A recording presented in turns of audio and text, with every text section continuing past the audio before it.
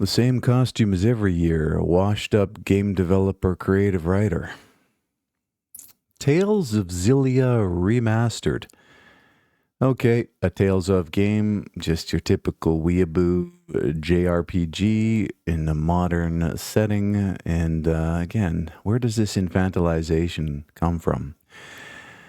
The little girls and the girls with the big titties, the girls wearing maid outfits. We're going on an adventure. Pick out your best garter belt and stockings. Experience Tales of Xillia remastered for the first time ever. Dive into the magnificent world of Riez Maxia as either Jude Mathis, an aspiring medical student from the capital, or Mila Maxwell, a mysterious woman accompanied by four powerful spirits. Came out on the 30th of October from Doki Doki Groove Works Incorporated. You know they're serious about the games business. And your old friends at Bandai Namco Entertainment. They want $53.50 for this throwback, and there is an $80 deluxe edition because, of course, they are full of digital nonsense. All right, Two Heroes, One Destiny. Partner up with Dual Raid. Hey, at least remember back in the day when you had a choice of genders before they decided to force something you're not on you. Well, there's all the DLC included and other fun extras. Like what? What are fun extras when it comes to something like this? The H patch? Nah, I'm good. Crystal of Atlan. All right, what is this now? Looks pretty high production. Airships. You're a dude with a giant sword, going back to the old Cloud Strife motif. Shirtless dude. It's very rare these days. But don't worry, you've got your fair share of sexualized chicks as well. Oh yeah, sexy. Compelling character design. Isn't that what they call it now? In the manosphere? Just make them as sexy as possible. It's all right. Crystal of Atlan is a magic punk. Oh, here we go. We've got another punk. Magic punk. Solar punk, magic punk. Massively multiplayer online action role-playing game where you can immerse yourself in a magic punk world. What is even that? Build your skills, fight, and uncover the secrets of this world with your allies. Time to embark on a wondrous journey of magic and machinery. So the punk is machines? Is that how it is? Because that's how it kind of was with steampunk, but not really. Cyberpunk, steampunk, solar punk, magic punk. I just can't keep up with all these punks these days. Came out on the 30th of October from Newverse PTE Ltd. Again, serious about the games business. And Skystone Games.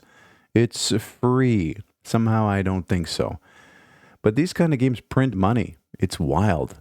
You just get a handful of whales who want to engage in whatever the monetization is, and away you go, and you make $1 million a month, and you're fine.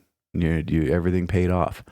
You just got to put enough bait in these games. Just sexualize the characters enough to make just horny, sad, lonely dudes want to roll for the gacha or whatever it is. However, they're monetizing this because this shit ain't free. Anyways, I don't see anything of interest here, but action MMORPG designed to hook you somehow. You know, I'm just leery. I'm as leery of this as I am of the free games that have a chance to steal the crypto that's in your wallet. So I'm good on that. Hotel Hideaway, Avatar and Chat. Okay, what is this? Another place for sexual predators to hang out and trick kids into meeting them? Is that what this is? I don't know. It's a lot of little girl dress up. And I guess you can... what is this? Like a multiplayer sort of Sims type thing? Smash or pass. I don't know. An immersive 3D social simulation massively multiplayer online game where you customize your avatar, build and decorate rooms, collect rare items, and join live community events in a nostalgic yet ever-evolving virtual world. Yeah, they've been trying to fill the hole that Club Penguin left behind forever. Because all those maps and other weirdos haven't had a place to go, really. They haven't had a place to call home.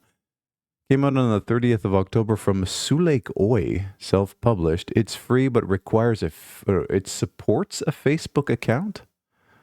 It's weird. This line here, requires third-party account. Facebook account supported, not required. Supports linking to Steam account. To play Hotel Hideaway via Steam with an existing account, you should connect it to your Facebook account. Okay, well, express your style, design your space, socialize and explore, and meet a lot of predators for ages 17 and above. How do you control that? There is AI-generated content. It uses machine-driven model. Yeah, I'm going to just stop staying AI. I'm going to just say machine-generated, bro, because it just makes so much more sense. Avatar Chat uses machine-driven moderation to moderate chat and filter out inappropriate content in real time. All machine features respect your privacy and are designed to boost social safety and personalization in your pixel playground. All right, there's a mature description here. Although Hotel Hideaway Avatar Chat contains no graphic violence, gore, or explicit sexual content, it is rated 17 and above and designed for an adult audience. All conflict is playful. Think pillow fights or harmless pranks. Just a prank, bro. I lured your little cousin out to the playground. It was just a prank. With no combat system, blood, or injury depicted. Avatars may wear swimwear or lounge attire, but there is no nudity or sexual acts shown. Because it's a live service social MMO, the user chat can sometimes feature strong language, suggestive banter, or mature roleplay. Virtual venues often include decorative bar counters and pixel drinks, but there's no real substance use mechanics or intoxication effects. You got to do that yourself. We do not depict sexual assault, non-consensual acts, self-harm, or drug abuse in any storyline or event, but don't worry, your players will find a way around that. To maintain a safe environment for our adult community, we employ machine-driven moderation alongside block, ignore, report tools so you remain in control of your social space. Only for players age 17 and up who are comfortable with open chat and user-generated content. Okay, sure. I don't know. I would keep my kid away from this. I would hope that they're not doing anything with this at all. But it's not for kids. It's for, like, just sad, lonely people. That's what this is. This is further extension of the digital compartmentalization of our society that keeps us from one another, keeps us from having true relationships, truly expressing ourselves. This is not an expression of yourself. This is a mask. It's a costume. It's a way to hide. Literally in the name of the game. Crypt of the Necrodancer Shovel Knight character DLC. What? Shovel Knight still putting out DLC? No, it's Crypt of the Necrodancer DLC. Whose DLC is this? This is Necrodancer. I tried to get into it. This rhythm game where you got to bop to the beat. I just, there's something about it. Chunky, low pixel density throwback thing. And yeah, was never a big fan. I know there are a lot of fans out there, so hey, you've got more content. Requires the base game Crypt of the Necrodancer in order to play. It came out on the 30th of October from Brace Yourself Games. And it's $260. That's reasonable. Big bundles out here. So you get to play as Shovel Knight in this rhythm game. Move in 8 directions, no need for weapons. Create shortcuts to deeper floors, dig up treasure piles. And there's a bunch of songs by Jake Kaufman and a couple by Manami Matsume. If that means anything to you, here it is. Go get it. Vex Mage. I'm vexed, bro. Oh no, is this a VR game? I mean, it's kind of interesting. The art style's swoopy and brush-like. Kind of nice, refreshing to see something like this. Very likely not an asset pack. Twin elements, infinite momentum, danger from every direction, merge spells, cross dimensions, and dance through deadly arenas in this lightning-fast shooter. Alone or together, claim your immortality on cross-platform leaderboards. Your name is eternal. Came out on the 21st of October from Nervous Systems, published by Fast Travel Games. They want $13 for it. It is not VR. No, it's just you got your hands out in front of you, and you're doing magic. That's actually kind of cool. Is it arena? It's arena-based. Merge spells, cross dimensions, and dance through deadly arenas in this lightning-fast shooter. Vexatious combat enemies strike from all sides. So like Devil's Dagger, but a high-fidelity Devil's... See, this is what Devil's Daggers could have been if they'd put a little bit more time into the art. Okay, combine elements, fast-fire sessions, co-op or solo with global leaderboards, optional VR support. Okay, that's kind of nice as a little footnote. There you go. If you're tired of gooning to whatever it is you're gooning to in your VR helmet, you can try this for 5 minutes. And it's got cross-platform play, and there is a community you can join. I'm good. Should have had a demo. Dungeon Mori. The Dungeon of Death, bro? What is this? Okay. Chunky pixel art. Is it one-on-one turn-based RPG sort of thing?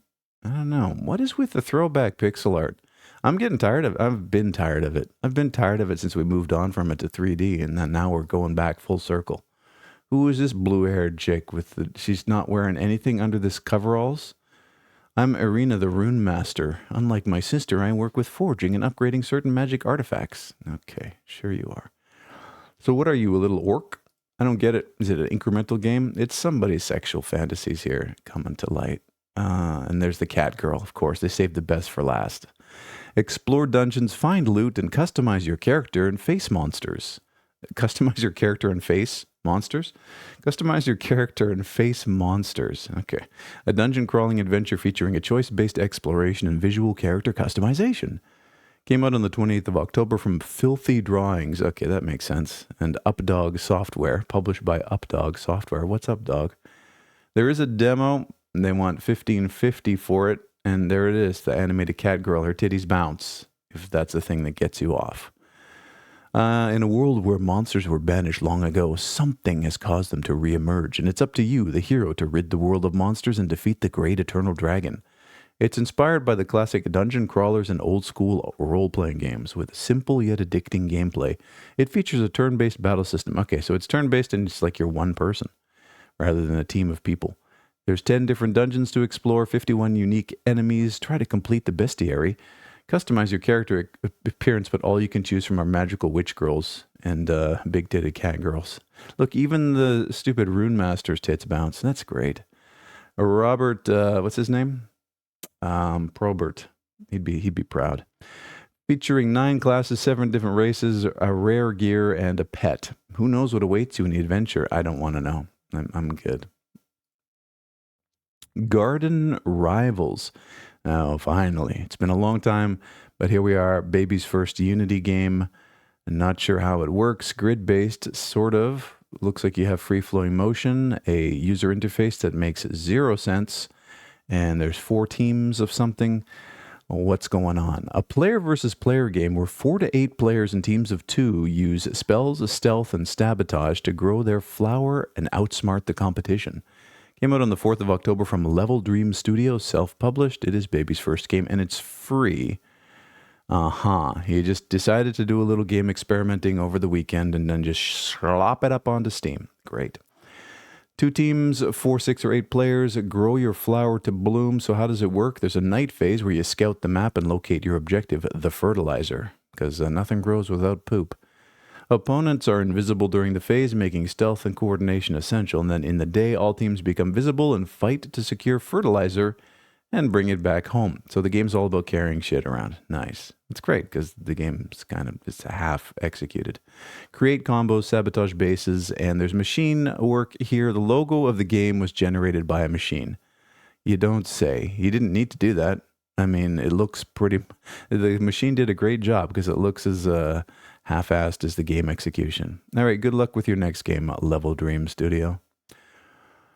Don't Look at Grandma. Another game for Queso. Walk through a spooky house. They all start looking the same. Grandma's chasing you. Okay, something weird's happening on the TV. Of course, Grandma's got a summoning ritual room in the basement. And there she is, scaring the bejeebers out of you. Grandma hasn't been the same since Grandpa passed. A night in her house spirals into a battle with the devil. Recover family heirlooms and perform the ritual to save her soul. But whatever you do, don't look at Grandma. Came out on the 28th of October from Danger Sauce LLC. Self-published. There is a demo. They want $6.50 for it, so probably not a scam, but it is the same old, same old. Perform the ritual, don't look at Grandma, there's secrets beneath the house, and you can actually replay it. The Grandma's house is a loving recreation of my actual grandma's house, circa 1996. Another 50-year-old game developer. And there's some machine-generated content here. Cursor assistance for programming. Some textures were generated with machine learning. Okay. You needed the textures for that? Or what? Texture work is the easiest thing you can do on your own. Huh. Weird. Okay. No, there it is. I'm good. Gore. They finally did it. They just made a game called Gore. They turned the chromatic aberration up to full. And I guess that's what makes it spooky. Are they going to call it a VHS aesthetic? You've got a giant blob of meat with a huge eyeball living in the basement. Although that looked like a sci-fi environment, this looks like a dungeon environment. Again, is this asset packs just being slopped together with a little bit of texture painting and some eyeballs in the hills? Is that what we're doing? Does this thing actually chase you? I'd love to see the animation on it. If there is any, Gore is a Lovecraftian-inspired found footage horror experience set deep in the mountains of the Pacific Northwest. Explore the wilderness to uncover the origins of the fleshy entity. It's like when your mom finds your fleshlight under the bed. Where did this come from? Came out on the 29th of October from a Cosmic Arcade, self-published. There is a demo. They want $6.50 for it. Drawing inspiration from Lovecraft, a 2001 Space Odyssey, and John Carpenter's The Thing. This game pulls you deep into a decaying wilderness where something incomprehensible is rapidly spreading through the surrounding environment. Environmental and psychological horror that will have you on the edge of your seat. Express lots of twists and turns. Triggering dialogue events and notes via exploration will unlock new areas, allowing the player to progress through the game. Handheld VHS-like post-processing and realistic movements, creating a nostalgic yet uncanny experience. 2 fully fleshed out, pun intended, levels, which include mountains, caves, labs, and there's only 2 levels. An original soundtrack composed by myself, a lot of fleshy entities, huge eyeballs, mutated enemies, completely custom mountain ranges and landscapes, toggleable flashlight for dark areas, one insane twist that you don't want to miss out on. All right, Gore contains an alien fleshy biomass that squelches and sometimes hisses. It is scattered all throughout the game. The biomass closely resembled dismembered remains and may be disturbing at times. I'm good. I think if you were going to go for this found footage thing, you still kind of needed to include the old metadata stuff, like the time and the frame counter and the whatever the thing is. Look at the Blair Witch Project. Did Bloober do Blair Witch Project? Was that their game? Anyways, very good example of that, using a camcorder. But maybe we're getting far enough away from that people just think it's chromatic aberration. That's all you need to do is blur it slightly, and yeah, it's VHS. Anyways, good luck. Dungeon Stalkers. What is this now? A color by numbers, third person? Okay, you've got a chick with a giant ass. That didn't take long. It's bait. It's bait, kids. Don't fall for the bait. Get on with your lives. Go read some literature. Go do some woodworking. Go mow the lawn. Do something. Fucking hell. Dungeon Stalkers is a player versus environment versus player dungeon crawler game where you can experience the joy of exploration and survival in a classic role-playing game. Join forces with your companions to defeat other adventurers and monsters and acquire equipment and treasures, then escape safely from the witch's curse.